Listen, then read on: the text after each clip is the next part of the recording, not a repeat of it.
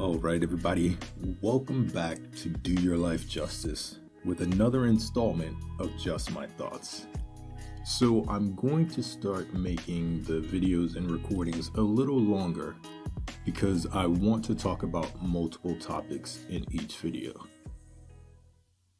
I want to start this video talking about love and attraction, specifically love at first sight. I'm sure any of you that are older than 5 or 10 years old has heard the term love at first sight. My particular thoughts is that it's a complete fallacy. There's no such thing as love at first sight, seeing someone and instantly falling in love with them. It just doesn't make sense. I do believe, however, in lust at first sight, meaning you look and see some stranger and you are immediately attracted to them. There's an attraction, a magnetic energy that draws you into this person. But I wouldn't call that love. Now, I am an avid proponent of varying degrees of love. I believe that no one can tell you what love is. Love is so complex and so, wonderful that to try to define love is actually disrespecting love. But come on. To really believe that you can look across and see some stranger and fall in love with them at first sight, I think is a stretch. So to find the middle ground, I guess you could say, let's call it lust and attraction at first sight. I mean, for guys, I would say the majority of guys we're visual creatures. So when we see a woman that we're attracted to, there's something that draws our attention to that woman. It's just natural. Women, I think, are more mental, intellectual. So theirs it's a little different. So I'm never going to subscribe to the love at first sight camp. I know there are many people who've shared their stories. The first time I saw him, I just knew that this was my soulmate. That's another thing I wouldn't say that you can only have one soulmate. If I even subscribe to the whole soulmate thing. I think that there are multiple people in this world. There's a planet of almost 8 billion people. And to believe that only one person matches with you, it's like playing the lottery. How the hell do you believe that there's only one person in this world that has the same energy, frequency, connection, vibe, attraction level, beliefs, values, morals, and everything like that? All these different things that we put into the list of things we're looking for in a partner. There's only one person in this world. That means that most people, 99.99% of the people on this planet, will never, ever find their soulmate if there's only one other person in this world that you're meant to be with. I think that there are several people that fit, and the distinction, the difference between them varies to certain levels. There might be two people who are only separated by half a point. This one might be a little more attractive than that one. That one might be a little more intelligent than this one. This one may be a little more fun to be around.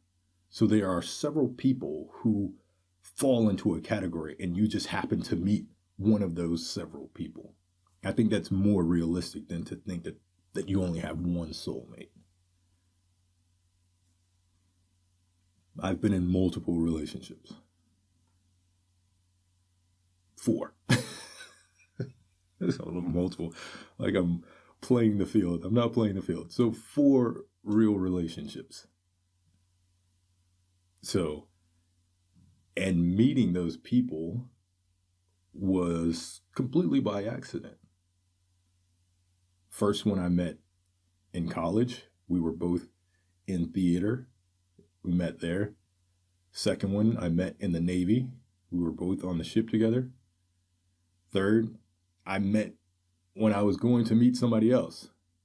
Met at a club on the beach. I was there to meet somebody else. Ended up dancing with this one. That sounds so terrible. And, the rest is history on that one. And then my current one was completely by accident. Across the world, over 7,000 miles apart, complete strangers. So to believe that, okay, I'm going to meet my soulmate in this little town that I'm in, this little city that I'm in, or even the country that I'm in. And if all you're doing is looking for that one person, or believe that there's only that one person, you're setting yourself up on missing out on many opportunities. But I've digressed and ventured off way on another tangent, But speaking about the attraction and the love at first sight, there are many factors that go into it. Because you might see that same person, on a different day, and there's nothing. There's no chemistry at all. But on this particular day that you saw them, they were dressed up or whatever. They had on an outfit that caught your attention, or they crossed within your line of view at the right time to see you, and you connected. I think that's the important thing. Your eyes have to connect. There's an energy in the eyes. How many times have you looked at someone, or they looked at you at a bar or across the street or whatever, and then your heart just kind of skipped a beat? Because that the way that they looked at you just kind of caught you off guard and, touched your soul. They say the eyes are the windows to the soul, because you can tell so much in a look. You can see if a person is happy, if they're sad, if they're excited, if they're feeling randy. You can see all of that in the eyes. So having that connection when you see this stranger walk by, there has to be eye contact. And that contact has to last a little longer than just the normal. Because if you would just walk by and you were just staring at a stranger in the eyeballs, they would think that you were pretty weird. Like, why the hell are you staring at me? I just want to see if there's a connection there. I want to see if you're my soulmate. See if we have love at first sight. Just focus here. It's not going to work. It has to be spontaneous. That's part of it too. And that eye contact has to last. I'm like, oh my goodness. And that person imprints on your soul by making your heart jump. So that's the love at first sight. So again, I don't believe that there's such a thing as love at first sight. There's lust and attraction at first sight. But that's just my opinion. But let's see what the professionals say. So I'm looking at Psychology Today. So these are people who study behavior and are psychologists and are in the mind and all that stuff. So let's see what they say. Is love at first sight real? Love at first sight. Is it possible? Do people really meet and in moments simply know they're meant to be? New evidence suggests yes, they do. Interesting. The idea is wonderfully romantic. Two strangers see each other across a crowded room. There's an instant attraction. See, I said that. An attraction, an electric spark, and suddenly they found their match and never looked back. In a world where dating often requires a lot of work, that comes with disappointment, rejection, and uncertainty. Falling in love at first sight has strong appeal. People say it happens all the time. If you start with personal testament, love at first sight seems like the real deal. Prince Harry reportedly experienced it, saying he knew Meghan Markle was the one for him the very first time we met. Portia de Rossi has said pretty much the same about Ellen DeGeneres, as had Matt Damon about his wife, Luciana. Of course, celebrities have no monopoly on the phenomenon. Some evidence suggests that about 60% of people have experienced it. That was in 2004. You probably have friends who swear that this happens to them. Or maybe you yourself just knew in that very first moment you laid your eyes on your current partner.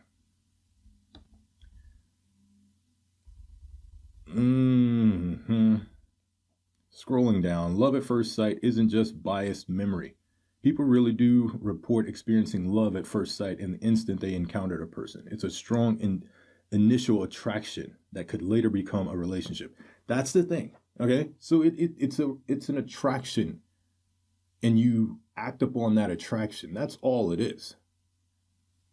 You saw this person and you were drawn to them. But that's not love. Love requires work.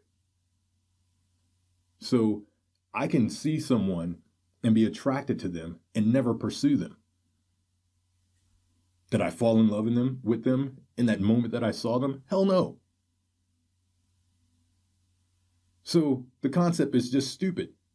Doesn't make any sense.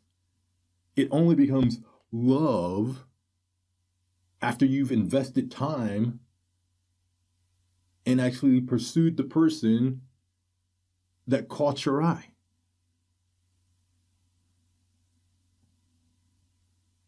Now we're starting to think. I think Justice is right.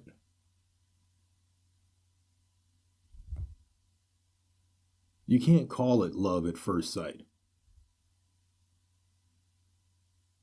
Because I guarantee every single person that, has shared this story, oh, it happened, I knew the moment I saw them that I was going to spend the rest of my life with them. Ask them if they've ever been attracted to anyone else. I guarantee the answer is yes.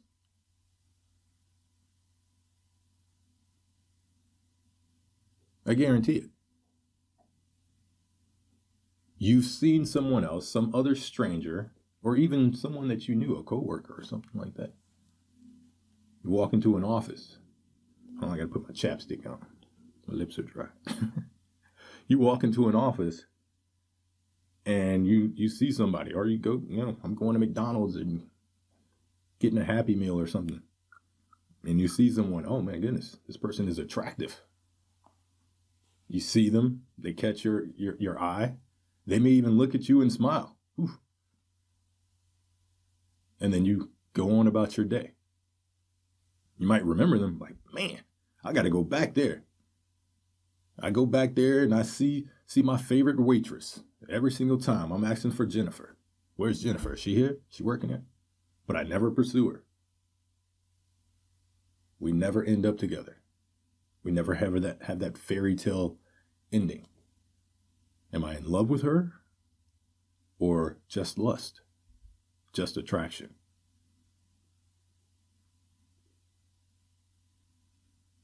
So the fact that they mention that it's an attraction that can lead to a relationship,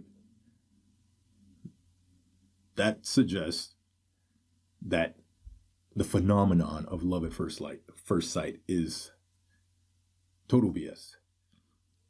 It sounds good. It's beautiful. You sit there and tell all your friends, oh my goodness gracious. It's great. But it's not real unless you pursue. So, those of you that want that fairy tale story to share at your wedding or your, bachelorette party and stuff like that, make sure, or bachelor party, make sure that you're pursuing. You see that girl out there, guys, that you, like, man, she was nice. And she caught my attention. There was a vibe there. We clicked. You got to pursue her in order to get that relationship and get to the fairy tale love at first sight story at the end. So, I think the psychology today, even though they said that it's possible, I think they agree with me. What else do they have here? You're more likely to feel love at first sight with, number 2, you're more likely to feel love at first sight with beautiful people. Oh, how convenient.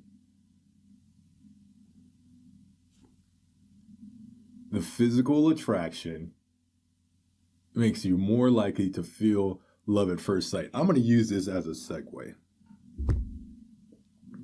Oh my goodness, they still have some more stuff on here. Men report love at first sight more than women.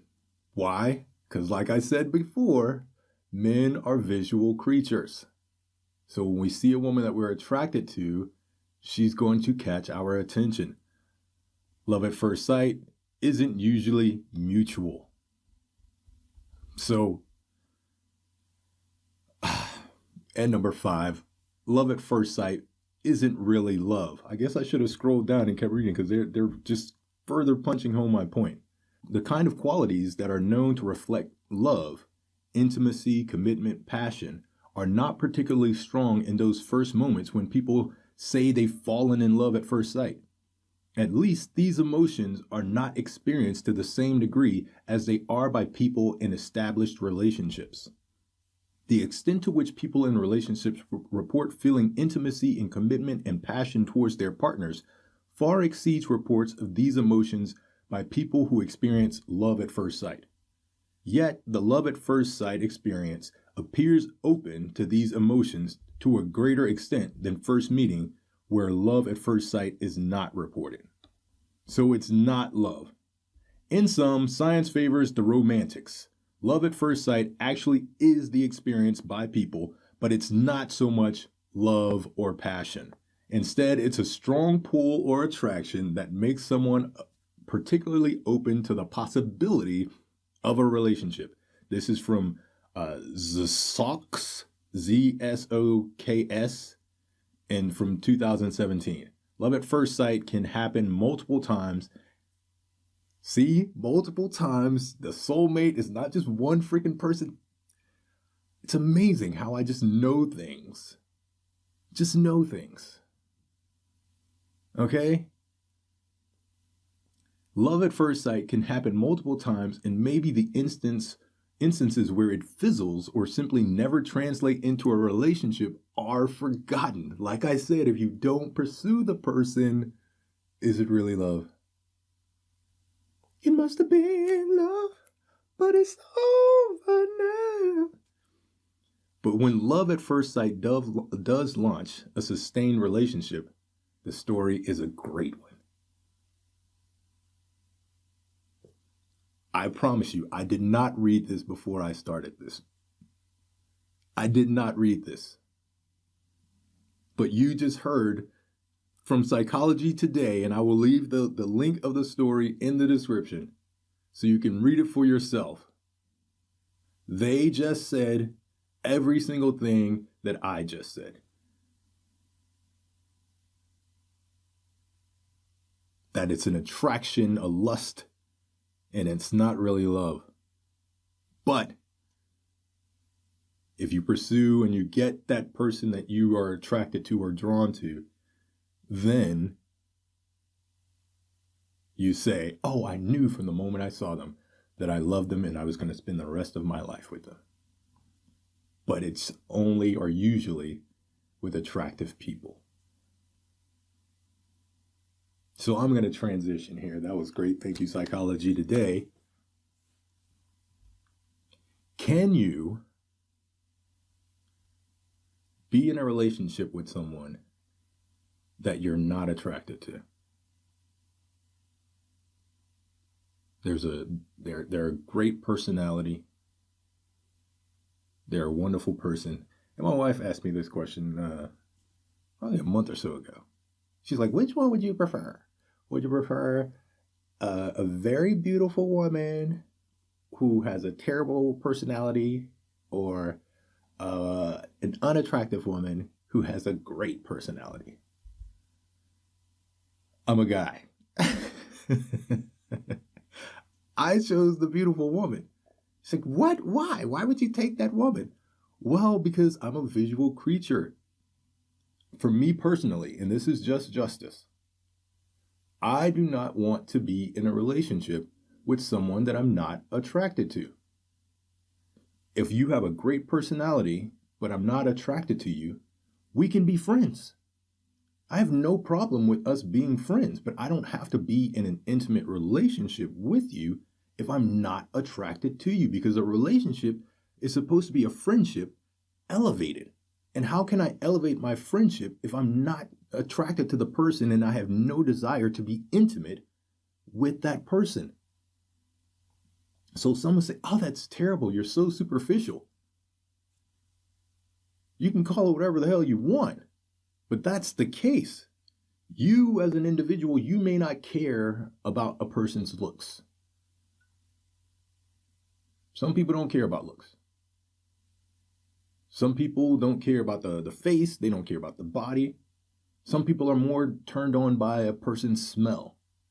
Some people are more turned on by a person's mind, their intellectual aspects, their voice, or the almighty dollar, their financial status, or just the personality. This person is funny. There's a lot of funny comedians out there that have attractive partners because the person was drawn to their humor. Are they superficial? Because, hey, I like this aspect about you. Looks matter to me. I'm a average, decent looking guy. I clean up nicely. If I see a woman that I find attractive, that's going to draw me to her. If I see another woman that I don't find attractive, why would I pursue the woman that I don't find attractive? Well, she has a great personality. Well, that's all fine and dandy. Hey, friend. That's all it's going to be. It's not going to be a relationship with the person that I don't find attractive.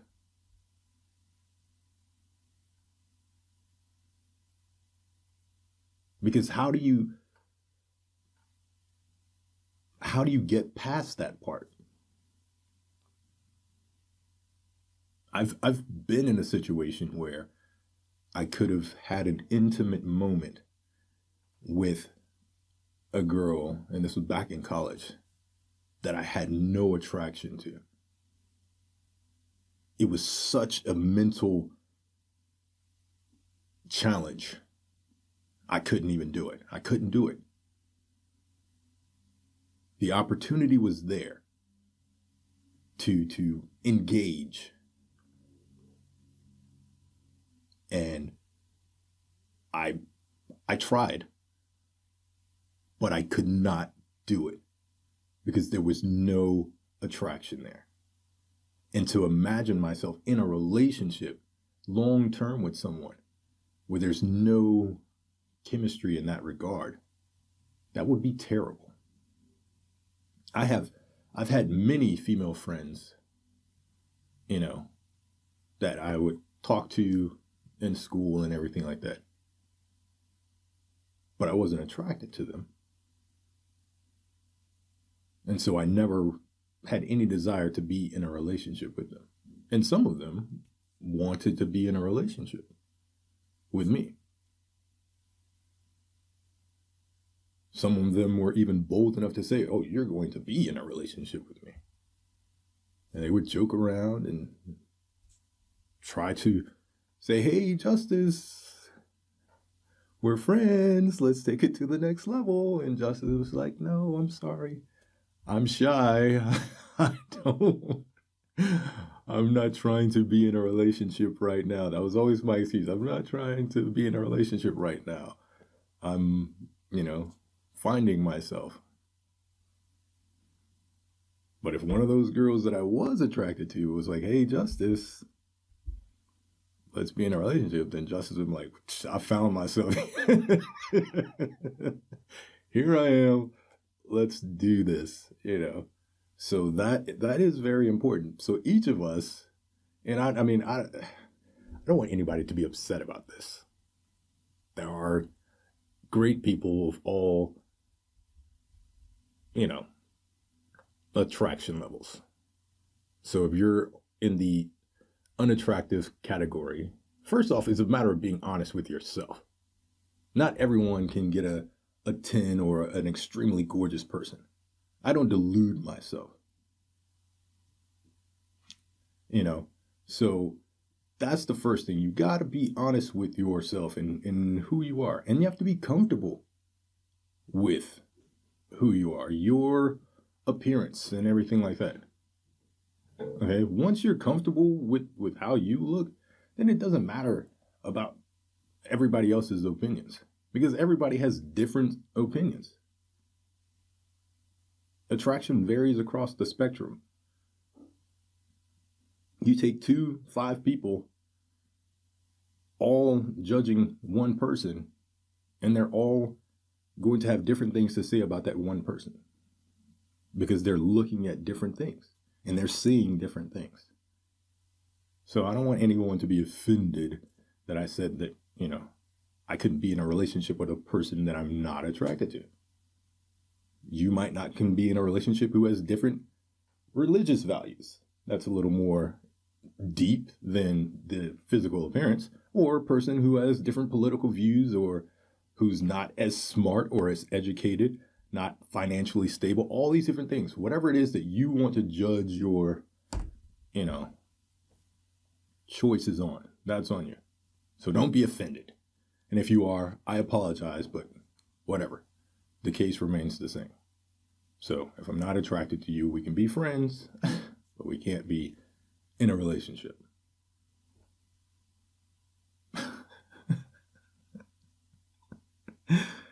Oh man, that's just terrible. All right. So lastly, I was scrolling through, I was on Facebook actually, and someone was talking about relationships and all those things and attraction. So that is what led me to the first part. But now I'm looking at this Jubilee video. And if you don't know who Jubilee is, it's a channel on YouTube, and they do a lot of different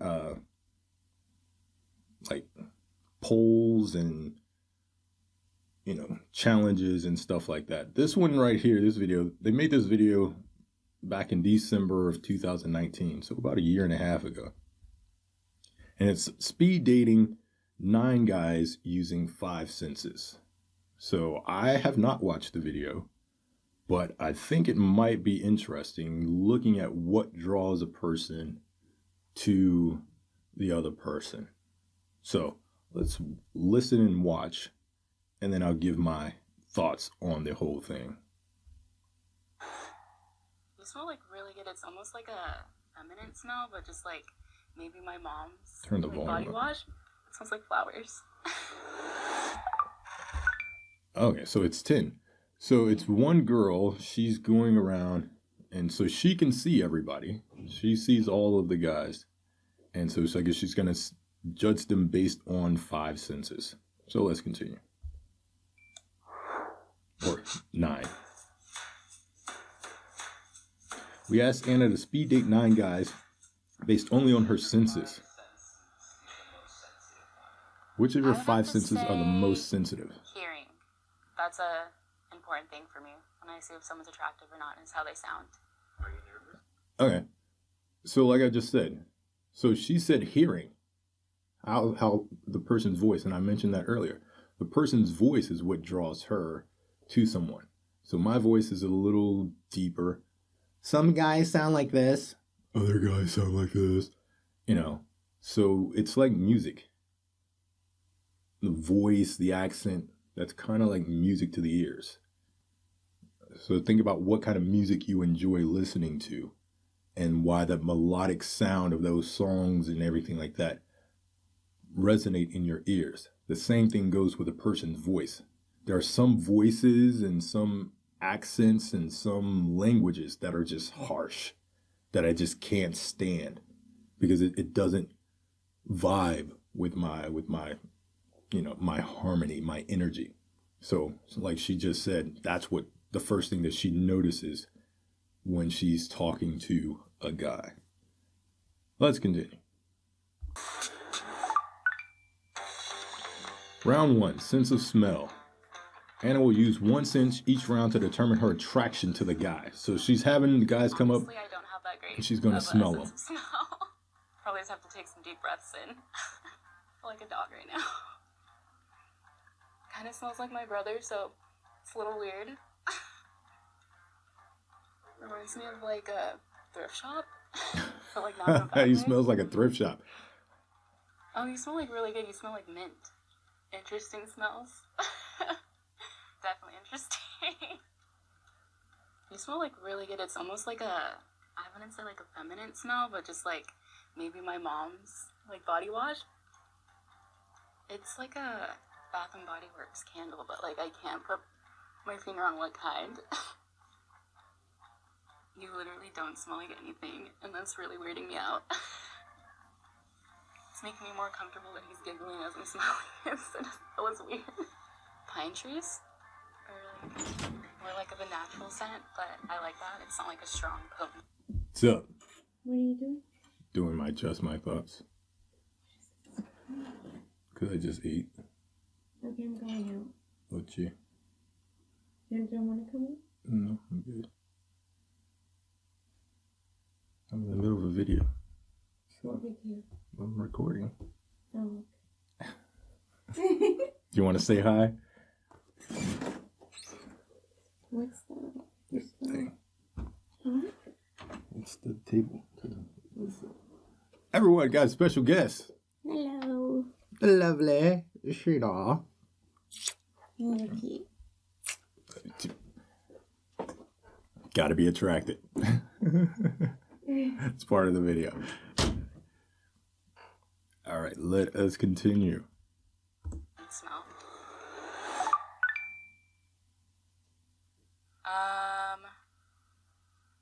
I'm gonna eliminate 7 just because I can't smell anything from him.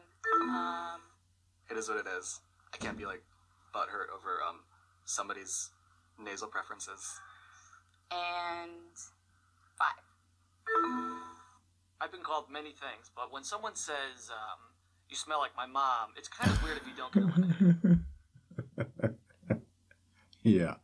So she eliminated a guy that smelled like nothing and a guy that smelled like her mom, which makes sense because if she's a person who likes smells, perfumes, I like, a nice smell as well. But if someone smelled like my dad, a woman smelled like my dad, I'm not going to be wanting to be around them that often, and definitely not in a close encounter of the adult kind, with that person. So those 2 first eliminations make a lot of sense. Let's continue. Round 2, sense of touch. So weird. Are you a touchy person? I would say it depends on the person, and then that decides if I'm touchy or not. I really don't know what I'm looking for. Elimination time. Okay, I'm gonna eliminate 2 and 5. So I smelled like a thrift shop, which was unique. I thought the locks were going to be the moneymaker, man. I thought I was in there. Sorry. round 3, hearing. Is there a specific type of voice you find attractive? Maybe if they sound like more bubbly, because that's a little bit of how my voice is. Hey Anna, my name's Justin, and you like jazz? I Like Jess. That was so random. Hey, I'm David, and I love your tattoos. Thank you. Hey, Anna, I like your nails. Thank you very much. Wait, did you say your name? Titus. Oh, Titus. Okay. Hi, I'm Justin. And Anna, do you wanna hang out later? That was Question mark? corny. Hey Anna, my name's Josh, and I think that that hair color really suits you. Thank you. I noticed an accent. Yeah, I'm from Holy Australia. crap. Okay. Nice to meet you.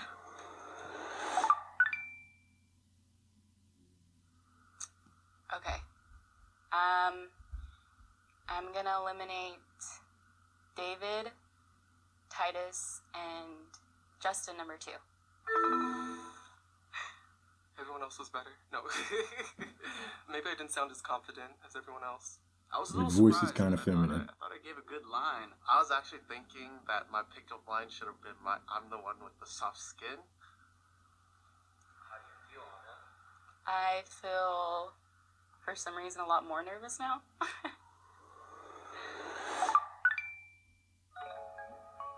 Oh my god. So she's down to 2 guys now. So she eliminated 3 guys in the last round from the voice. The first guy she eliminated, he had a very feminine kind of voice, you know. So that's all I'll say about that. And then the other 2 just had regular voices. So now she has the Australian accent guy. The guy who has a Justin, I don't remember what his voice sounds like, but his name is close to mine. So glad he's still in the game. Now it's round 4, sense of taste. So I guess she's going to make out with these guys. Ooh. Alright, ready? 3, 2, 1.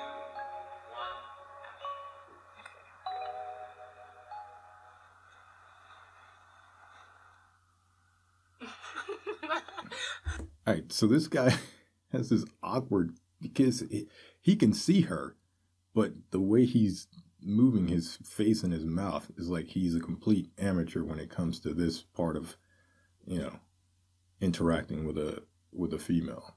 You know, he looks completely clueless, which doesn't bode well for his oral gifts. Missed lips first time. That was a terrible kiss. Absolutely. What the heck?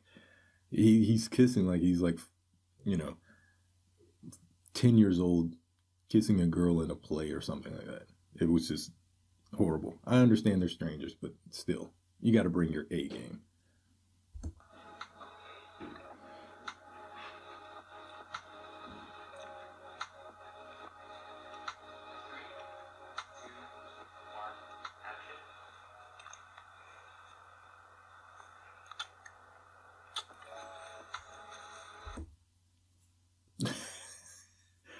This dude kissed with confidence. He kissed like he knew what he was doing, and like he was in there to win. I think he's gonna win. This is his nationality. He's Asian, but he's from Australia, so he has an Australian accent. Thank you, Josh. Josh. Anna, what do you think about the kiss with Justin? He was like shaking a lot. And we missed lips the first time. It was cute though. How was the kiss with Josh? It felt like a lot more natural and comfortable, I guess. So, out of the 2, who do you want to pick as your final guy? Josh. Alright. Mr. Australia got it. The accent. He just seemed really sweet, especially with the kiss. It was like really natural and comfortable. Are you ready for the reveal? I am definitely ready to take this mask off and see. I guess. Final round, the reveal. Sight. She gets to see him. You okay? You can take off the blindfold. 3, 2, 1. Hi. Hi, I'm Josh. Nice to meet It's nice you, to meet you Anna. too. I'm Josh. Yeah. Oh, you've got really, really nice eyes. Thank you. Oh my god. Have you ever kissed a random stranger before? Probably strangers, not blindfolded. Not blindfolded? Yeah, hopefully not. Would you go on a date with him? Yeah, I would.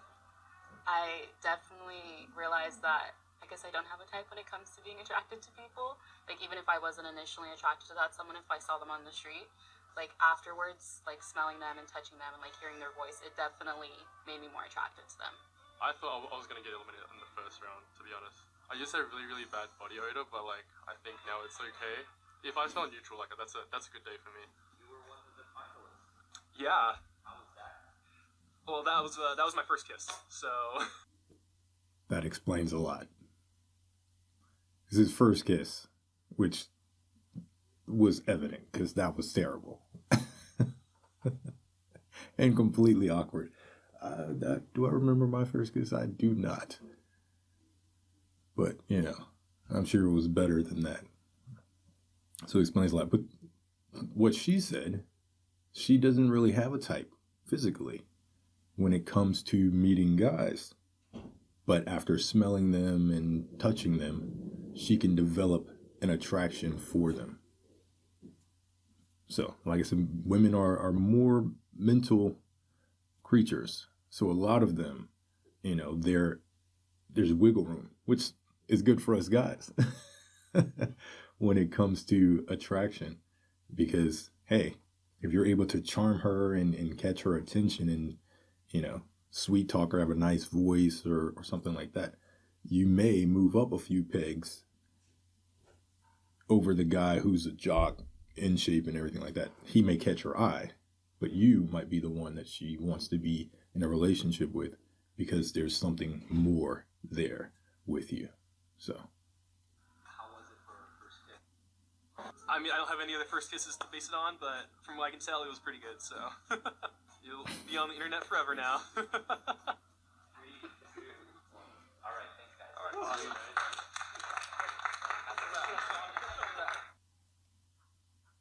All right, so let's recap. So we just watched the video. Jubilee, speed dating 9 guys using 5 senses. So one girl was judging 9 guys, and she was blindfolded. And so she had to judge them based on the 5 senses: smell, touch, hearing, taste, and then sight. So at each round, she eliminated 2 guys. So the first thing she did was smell the guys. So she went around, sniffed the guys. So she liked smells. So some people, and I've crossed paths, I've walked by, and a woman walked by, and her perfume hit me, and it was like, oh my goodness. And I had to take a second look, you know. In the past, you're walking by and you have that. And then my wife is like, okay, hey, put this on. This is the smell that catches my attention. So smells are very, very, very important. So she eliminated 2 guys, one that smelled like her mother, which you don't want, and the other one who smelled like nothing. So if smells and scents and perfumes are my thing, and you don't smell like anything, then there's nothing to draw me in. After that, she had the touch. So she touched guys, and some women like guys that are more firm, have broader shoulders. Some like, you know, some women like guys with beer bellies that are bigger. Oh, I like a cuddly bear and all that stuff. So based on the touch, she eliminated 2 guys. And then after that, she had the, what was after touch? Oh, the voice. So she eliminated 3 guys in this round. So the guys spoke.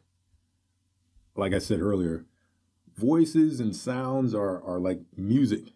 So if you don't like the person's voice, that's a big turnoff. I mean, you can't really help your voice. You know, I don't know where my voice comes from. You know, my mom sounds like a woman. My dad sounds like a man. You know, and my voice is deep. Or not like deep, but I have a deep voice. So you can't really help your voice if you're born in I'm from Louisiana, I'm from the country, so there's a little slight twang accent, but traveling around the world, I've kind of lost a lot of that accent. But if I go back to Louisiana and I'm there for a couple of weeks, then hearing, my people talk, that Cajun country is going to come back in there and you're going to start hearing something like this, But so you can't really help your voice. You can change it as an actor. I do different accents and stuff like that. So, but some people are attracted to voices. And like she said in the video, she was attracted to that Australian accent. So that stuck with her. So it's amazing the different things that people are drawn to. We think it's all physical, but it's not. There are many variables and factors that play into it. Then it was the taste, the kiss. How does your mouth taste? That's important. That's an intimate way. You're not going to be able to go up to a woman and be like, "Oh, what's up? I think you're cute and all, but I need to taste you to find out whether or not I want to be in a relationship with you. Come here, girl." That's not going to work. You can't do that.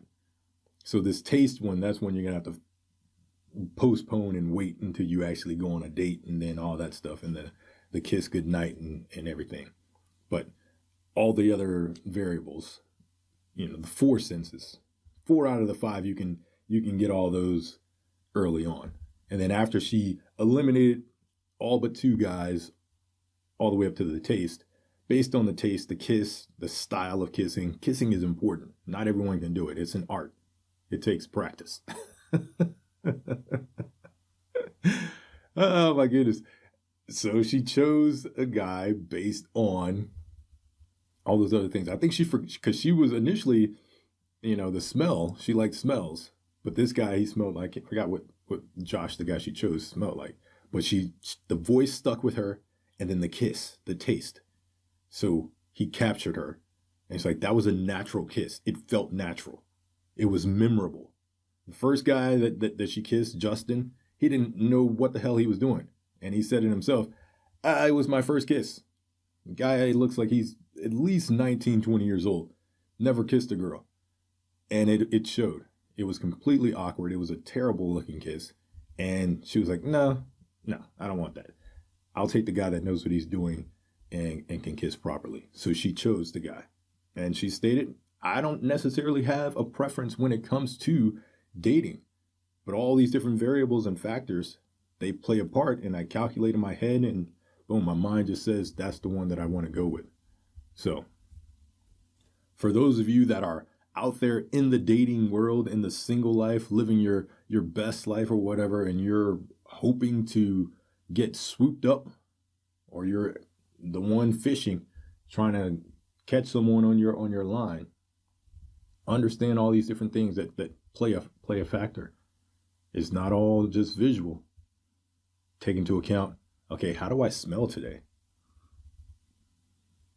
Invest in you some good cologne.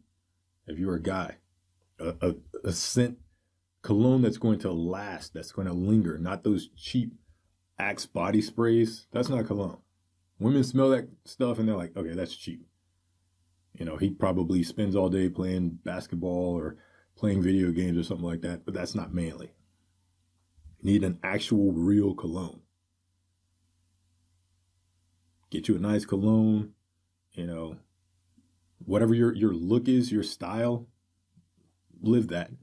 I'm not going to say you need to dress up like, if you don't like wearing suits and stuff like that, then I'm not going to say to buy a suit, because that's not going to be something that you're going to wear on a regular basis. So look at your style, but understand that your style plays a part, plays a part in the women that you're going to attract. So if a woman is sophisticated and everything like that, and she likes a man of a certain stature, but you're a skater boy who likes to just wear loose clothes and unironed clothes and all the other excess, you're going to eliminate those kind of women from your pool. So understand that whatever you're fishing, if you're going fishing, you got to have the right bait to catch the right, catch. That's just, that is what it is. So think about the appearance. That's important. Like I say, the voice, you can put on airs and put on an accent. Hello, love. How are you doing? I'd like to take you out on a date and try to be like someone else that you're not. If you can do that for your whole relationship, then that's lying. You don't want to do that. But, so the voice, that's one thing that you can't change. But you can change your smell. You can change your attire. The taste, I keep chapstick. Boom. I keep mints. Boom. So I keep all of that stuff. For the oral hygiene and the taste, that's important. So those are the factors that you can change or you can work on, fix, and improve. Do that. If you're in the hunt or if you're looking to be the catch, then you need to make sure that you make yourself presentable using those 5 senses. All right. So that's all we're going to have for today's session.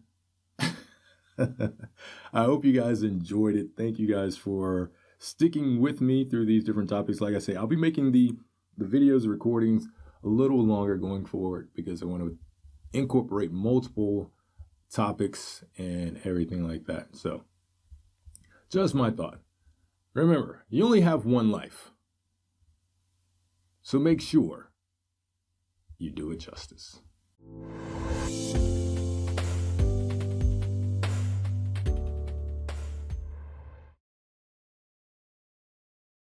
My wife asked me this question probably a month or so ago. She's like, which one would you prefer? Would you prefer a very beautiful woman who has a terrible personality or an unattractive woman who has a great personality? I'm a guy.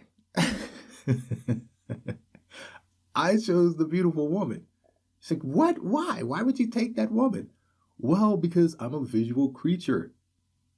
For me personally, and this is just justice, I do not want to be in a relationship with someone that I'm not attracted to. If you have a great personality, but I'm not attracted to you, we can be friends. I have no problem with us being friends, but I don't have to be in an intimate relationship with you if I'm not attracted to you, because a relationship is supposed to be a friendship elevated. And how can I elevate my friendship if I'm not attracted to the person and I have no desire to be intimate with that person? So someone say, oh, that's terrible. You're so superficial. You can call it whatever the hell you want.